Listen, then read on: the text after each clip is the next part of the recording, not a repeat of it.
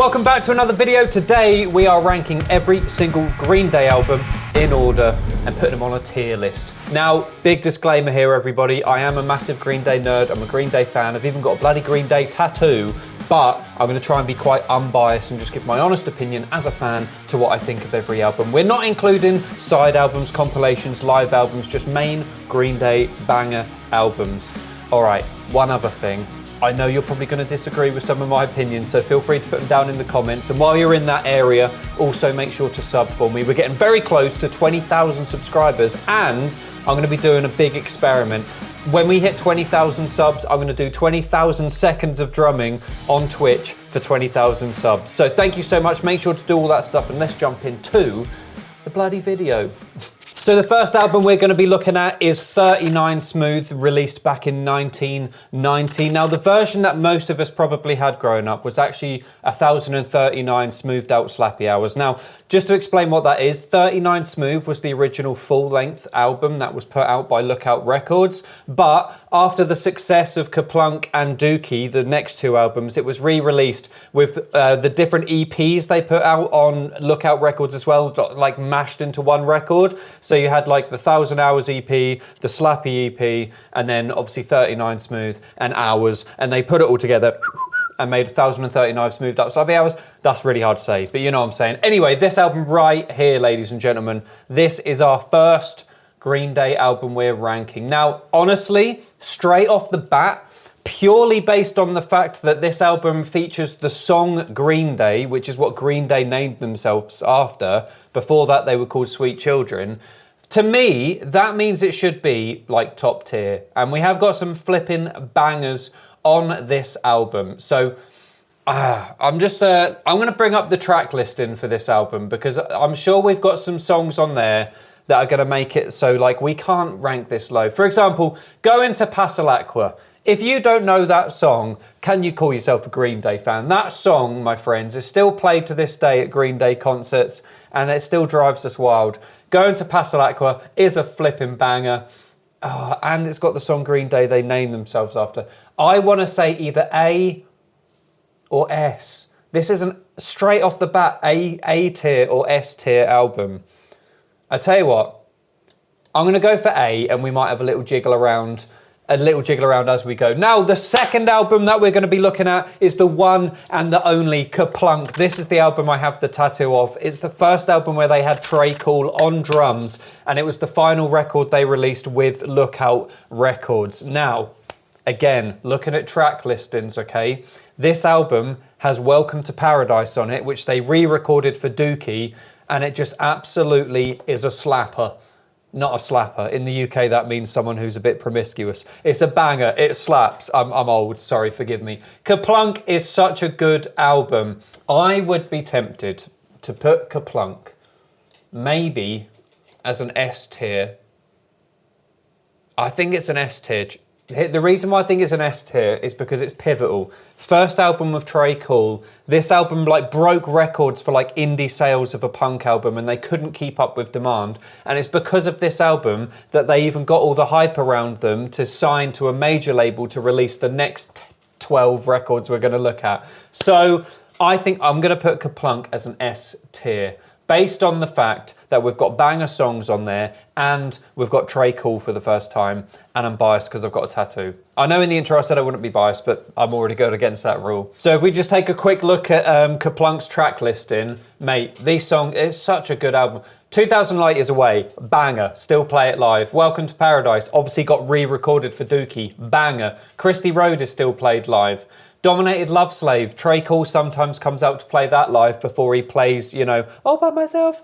One of My Lives, banger, AE banger, and this whole album, I think this is my favourite Green Day album, honestly.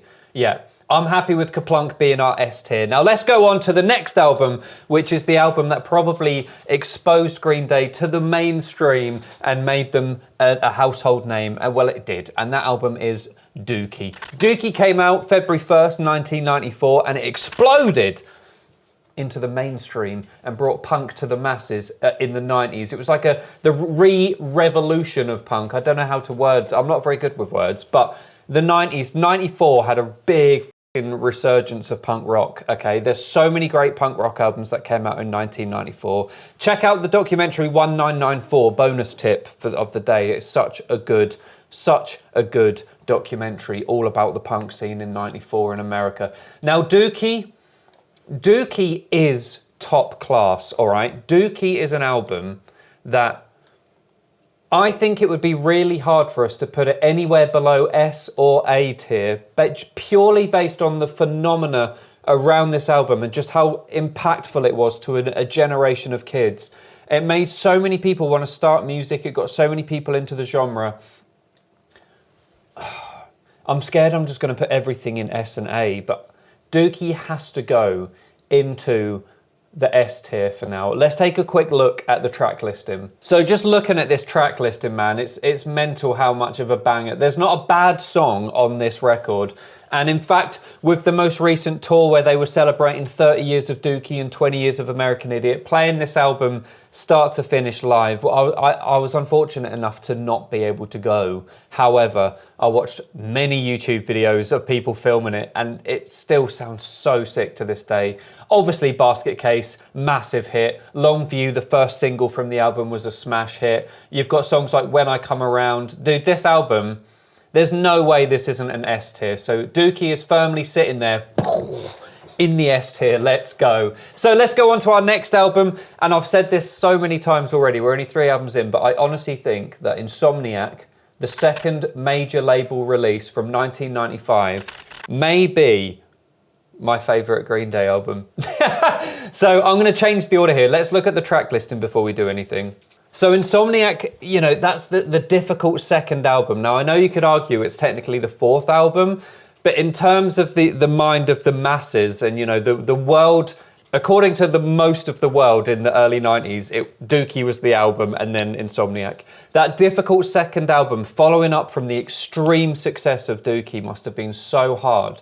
But honestly, even though this album wasn't massively well received when it came out, I think hardcore Green Day fans, we all know that this album is a banger. I mean, the opening track, Armitage Shanks, Jacka-da-booga-da-booga, ba, that drum beat alone made me want to learn the drums, dude. Stuck With Me, banger. Geek Stink Breath, banger. 86, banger. This song is all about them being rejected from Gilman Street after the major label success. Brain Stew and Jaded still played live to this day. Stuart in the Avenue was a good foreshadowing of the stuff to come. Mate, Panic Song, mate, this whole album is so cool. The Walking Contradiction music video, very cool if you haven't seen it. It's very sort of reminiscent of it. It almost looks a bit Truman Show-esque. It's really cool. So, Insomniac. I think this is our first B tier album. Now, I know I said this is one of my favourite Green Day albums, but we've got to be a little bit brutal here and actually start ranking this stuff. I think Insomniac belongs in a B. If you disagree, let me know in the comments. But I think that's a good place for that. So let's get on to the next album. And I'm going to say it again, but this time I think I actually mean it. Nimrod is probably the best Green Day album ever made. That's going to rustle some feathers. But no, seriously, I love the album Nimrod so much. It's an album I go back to all the time. And you know when you have that thing where you have to kind of like, if you consume something you love so much, you start to take it for granted. I wean myself off this album just to go back to it and enjoy it again. Nimrod is just full of bangers. Let's have a look at the track listing. So here we go. The track listing for Nimrod is amazing. First time they started to really get kind of experimental with the things like Last Ride In, instrumental. Now, if any of you have the Shenanigans album, which was like B-sides and other stuff and songs that didn't make it, it's full of this kind of experimental stuff. And I think this was a good transitional album from the sort of really kind of gritty, we're a punk band, into Warning, which was very much like a folk record with distorted guitars. I love this album. There's so many great tunes on here. Obviously, Nice Guys Finished Last was a great single, great music video. Hitchin' a Ride was a big hit. Redundant, Scattered, All the Time, Worry. What you get right here, tracks 4 to 7, is just demonstrating how amazing Billy Joe Armstrong is as a songwriter. I love these 4 songs more than flipping Sliced Bread. It's so good. And then we get straight into the more hardcore. We've got Platypus, I Hate You. This whole album is so good. Take Back is a bit hardcore. King for a Day still played live, and here's the pièce de résistance, the thing that made this album such a smash, the song that everyone knows, even if you're not a Green Day fan, you've heard this bloody song, Good Riddance, Time of Your Life. This song, ironically, was the #1 wedding song of the year, but it's actually about a breakup. This album is goated. This album is so good. I'm going to be putting Nimrod, boom, in the A-class tier. Now, this is the first time we're probably going to get a bit controversial. We're about to talk about the album Warning.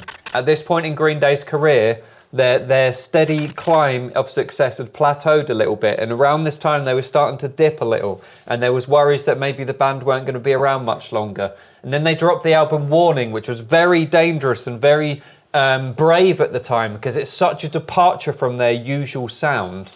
But what we end up with this album, with this lovely little album here, Warning, is probably one of the greatest demonstrations of how good Billy Joe, Mike Dirnt and Trey Cool are at writing amazing music. I love Warning. I think it's an amazing album. So released in the year 2000, we're already 6 years away.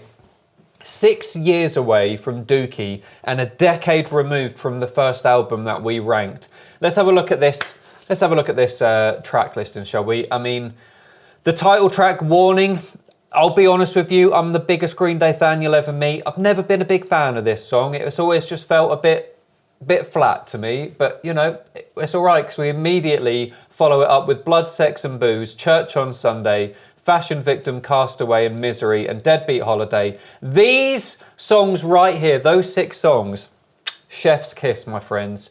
Hold On, amazing. Jackass, amazing. Waiting, really like that song. When I was a teenager, it made me buy a bloody denim jacket. I'm even wearing a denim jacket today because of the music video. Minority, classic Green Day song. Now, in all honesty, when it comes down to the legacy of this album, I think this album is mainly just going to be known for the song Minority because it was such a big hit, such a great music video, and it's still played at every gig to this day. An underrated song from this album, I believe, is Macy's Day Parade. This song is so flipping beautiful, and the video is amazing. It's one of those like nice one-shot videos where it's all in one take, and it's so good. I personally think this album is phenomenal, but we do have to be a little bit harsh with our ranking here because is it better than Dookie and Kerplunk? Maybe. Is it better than Insomniac? In my opinion, yes. Is it on par with Nimrod and 39 Smooth? I think it's on par with Nimrod, but for the first time, I think I'm going to demote 39 Smooth, actually. I'm going to bring 39 Smooth down to a B tier.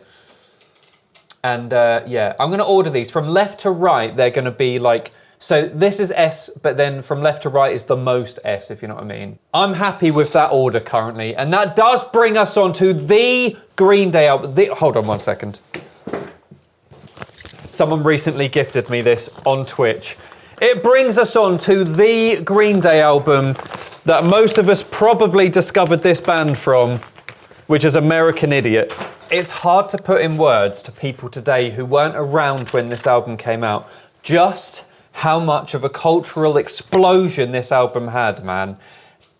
Me personally, this was the first time I think I became a massive Green Day fanatic. I was aware of the band before that. In fact, the first time I ever heard Green Day was on a school trip in the year 2000 when I was 9 years old, and one of the older kids had a cassette tape of Warning and he was playing it in the dorm, and I was like, this is sick, what is this? And he was like, it's Green Day, and I was like, I love all that, But fast forward 4 years, 13-year-old Rayna, I've got my eyeliner on, I've got dyed black straightened hair, skinny jeans, angsty as F, and I hear this song, American Idiot, come on, and I'm like, this has changed my life, what is this? And I was so obsessed with this album, just like everyone was back then.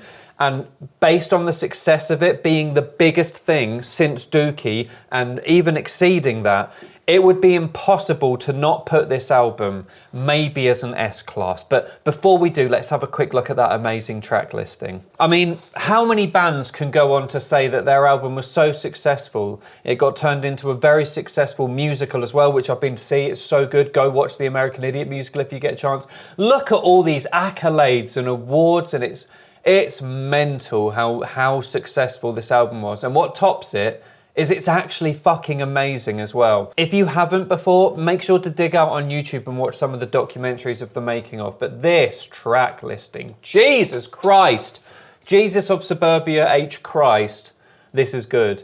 This is one of those albums where I don't ever skip a single song. Every song is amazing and it tells such a good story. And I love how adventurous we got with these like 9-minute tracks, Jesus of Suburbia and Homecoming. A whole story within a story. The music video for Jesus of Suburbia is amazing. I love how this album was my first exposure as a 30-something-year-old, being 13 at the time, my first exposure to a concept record that told a story from start to finish and had a narrative and took you on that journey whilst maintaining bangarooski after bangarooski, man. This entire album is so good. My favourite song on the album is probably Letterbomb and Homecoming. I love those tracks so much. I think it would be illegal for me to not put American Idiot right there in S-Class. I hope you agree. If you don't, again, you know where the comment section is. Feel free to dig in. Now, here's where we're going to get a little bit controversial again. We then get onto the next album released in 2009, 21st Century Breakdown. A lot of people I know don't like this record, but I think, personally, it is the best follow-up to American Idiot you could have asked for. Again, it's a narrative-based concept record, which follows on nicely from American Idiot. In fact, that's why so many songs from 21st Century Breakdown are in the American Idiot musical. And actually, this tour, the 21st Century Breakdown tour, is the first time I got to see Green Day live at Emirates Stadium in the UK, and I saw them at Wembley as well. Queued up for 12 hours, almost pissed myself, got to the front row, was loving life. Anyway, this album is so good in my opinion, but is it as good as American Idiot? It would be hard to say that, I think. Is it better than Insomniac? Is it better than 39 Smooth? Yes. I mean, yes. It is. Let's have a look at the track listing so we can remind ourselves of some of the amazing songs on there. So here we go, track listing, Song of the Century, lovely opening track, love all that. Then we get into 21st Century Breakdown. Again, Green Day bringing in that great experimental, always changing and evolving sound. 21st Century Breakdown was such a theatrical piece of music. I love it. It's a 5-minute track which kind of embodied the whole essence of like a 9-minute track on American Idiot, like Jesus of Suburbia. So good. Know Your Enemy, massive hit. I think the first single from the album as well. Still played live to this day. Then we get into the album tracks that are just too good to skip, man. Viva La Gloria, Before the Lobotomy, and Christian's Inferno. 3 amazing songs back to back, all with very unique styles. Then we get onto Last Night on Earth. Love all that. See, I love when Green Day write nice little ballads and things like that, mate. They're so good at all sorts of music. East Jesus Nowhere, great. Peacemaker, great. Last of the American Girls, great. Murder City, great. Viva La Gloria, great. Restless Heart Syndrome, heartbreakingly good song. Horseshoes and Hand Grenades. That was one of the. That was going to be one of the album titles for American Idiot before they called it American Idiot. Static Age, great. 21 Guns is the reason why a lot of people would know this album. 21 Guns, massive single. It's kind of this album's Wake Me Up When September Ends, right? Both massive hits. Both came out at very poignant times where the imagery of the videos and everything was very fitting to what was going on in the world. This album is sick. But is it S-Class? No, I personally don't think so. I'm going to put it in A-Class, but I'm going to put it above Warning. Not above Nimrod, above Warning.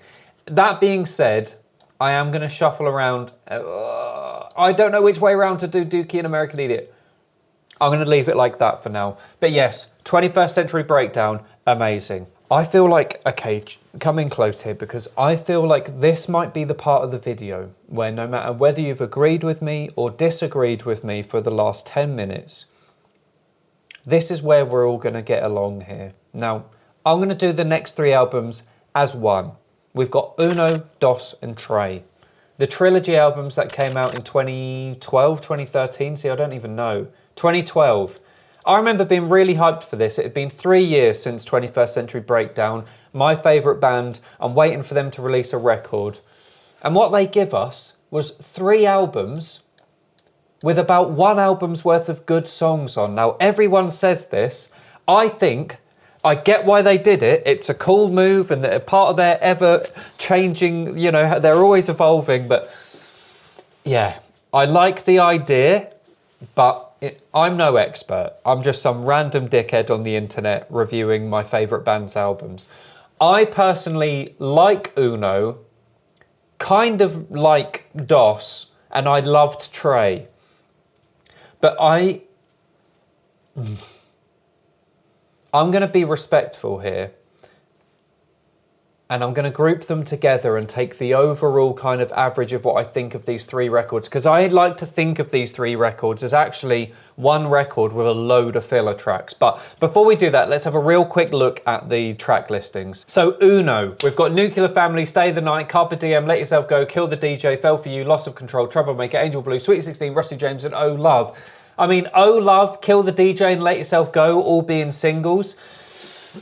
I remember when I heard Oh Love for the first time, I was like, this is a banger. And it was so overplayed. I think I kind of cringe at that song now because it just reminds me of an era of Green Day that even Green Day fans are a bit like, oh, can we just forget that that happened? And you know the band feel that way too because they play almost no songs from this. In fact, I can't remember the last time they played a song from this trilogy. Kill the DJ, again, a lot of fans wouldn't have liked it because it was a kind of disco-y rock vibe, almost a bit David Bowie-esque. I liked it. I can see why people don't. Let Yourself Go, cut and paste Green Day by this point. You know, we're 12 years into the career of Green Day as a mainstream band. And it's like, yeah, I get it. It's cool, not my cup of tea. DOS. I think DOS had some bangers on it, if I'm honest with you. Stray Heart is such a good song that makes the entire album. In fact, I think Stray Heart is the only song on the album I would happily go back and listen to again because I liked it and I liked the video too. Trey, however, Trey does have some bangers. Brutal Love. Now, maybe I'm biased here because I've got such a connection to this song. The first time I ever saw Green Day live, the second time I saw Green Day live, this was the song they encored with, and I cried. I'm not ashamed to say it. It's such a good song. It's such a good ending song. 99 Revolutions, that's a banger. X-Kid, that's a banger. This album has 3 really good songs on it. So I think this brings up the average of all 3. So, I mean, it would be harsh to put them as D class, I think, honestly, but would I prefer to listen to these 3 albums or Insomniac and 39 Smooth? I'd rather listen to these 2. So I think for that reason, Uno, DOS, and Trey go in C, but I'm going to put them in this order: Trey, Uno, DOS. That's the order I'd rather listen to them in. I'm sorry if I've offended anyone, but I think this might be the first time we're all actually agreeing. Now, Green Day had a bit of a poopy 2012 with the trilogy, but we did come back and they redeemed themselves. Let's skip forward to 2016, 4 years departed from the trilogy album, and we get Revolution Radio, which for me was a breath of fresh air. Finally, a proper Green Day album that sounds like Green Day and it's not filler. Yeah, I think this album is sick, dude. I like Revolution Radio, and I pre-ordered the vinyl release. Bang Bang, great song when it came out. Revolution Radio, really good. Still Breathing, another classic Billy Joe, just showing us how good his songwriting is. And yeah, nice song. Ordinary World, beautiful song. It was also the title track for the film that Billy Joe was part of called Ordinary World. Yeah, really good. There's a lot of, by this point, I get it, right? You can never please everyone. If you always make records that sound the same, people go, oh, you're just money for old rope. If you experiment too much, people go, oh, it's too different. But I think this was a really comfortable, just getting back to being Green Day album, This album is what kind of brought us back to what we know and love for Green Day. Do I listen to this album to this day? Honestly, no. I can't remember the last time I put this album on. So even though I think it's good, it's not good again. It's not good enough to go up into B tier. I'm going to make that the king of the C-tier albums, all right? It's better than the trilogy by far. But is it better than Insomniac? For me, no. For me, bloody no. Now, this next album here, we're about to talk of Father of All. This album, where do we start? 2020 was a horrible year for all of us, as we all know. A big thing happened, meaning we had to stay at home, and it was horrible. Politically, all around the globe, weird shit was happening. What we needed was something to distract us. Us Green Day fans needed some Green Day. And what we got was probably the most rushed sounding last minute Green Day album. Now I know that sounds harsh. That does sound harsh. Because I'm a fucking Green Day fan. If I met Green Day, I would be kissing their asses. I can't tell you how much of my life I owe to Green Day records. But Father of All, that's not a bit of me. That is not a bit of me. And I think a lot of people felt that way. I don't think it was a very successful album compared to the others. I mean, the title track was okay. Fire Ready Aim was a good song, really good song. But I don't know. I heard conspiracies, and I don't know how true this is. I heard that this album was the last one they would have had to make for their record deal with Warner. I think that's who they were with, right? And they just wanted to get it out and done as soon as possible so they could just work on their own shit with no distraction. Yeah, I don't think it's an amazing album. There's a couple good tracks, but I think I'm trying to sugarcoat the fact that I do want to put it in the D tier. YouTube, comment section, come at me if you need to, but I'm going to put Father of All Mother Flippers in the D tier. In fact, you know what? DOS is going in there as well. Oh, it feels really cruel to do that. It feels really cruel. But I'll tell you what's not bloody cruel. This last album, the latest Green Day album, Saviours. Saviours, released just last year in 2024, is probably my favourite Green Day album in over 10 years. In fact, since American Idiot, so in exactly 10 years.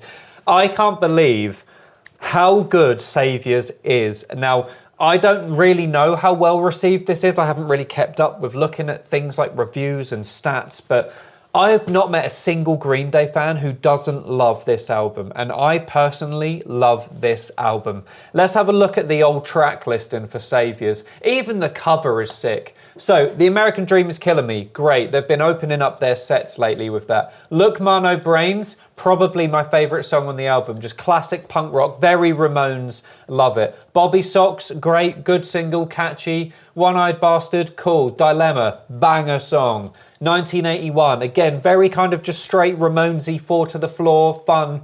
Goodnight Adeline, beautiful songwriting. Coma City, beautiful songwriting. Corvette Summer, Susie Chapstick, and Strange Days Are Here to Stay. Really good, catchy punk rock. Living in the 20s, cool song. Father to a Son, beautiful song. Saviours, the title track, banger. Fancy Sauce. I'm all right with that one, but you know, my favourite part of this album is the first half. Tracks 1 to 8. Love all that. That is a bit of me, that one. So I think this one, the final Green Day album, is going S tier. I hope you agreed with my list. If you didn't, please feel free to have a chat with me in the comments. I'm happy to talk to you. And please do subscribe for future videos. We're nearly at 20,000. I appreciate your faces. Please watch one of these videos floating around me right now. You'll find something you love here. It's all about music and drums. Anyway, thank you so much for watching. I appreciate the hell out of you. And as per usual, whatever you're doing today, go out and smash it.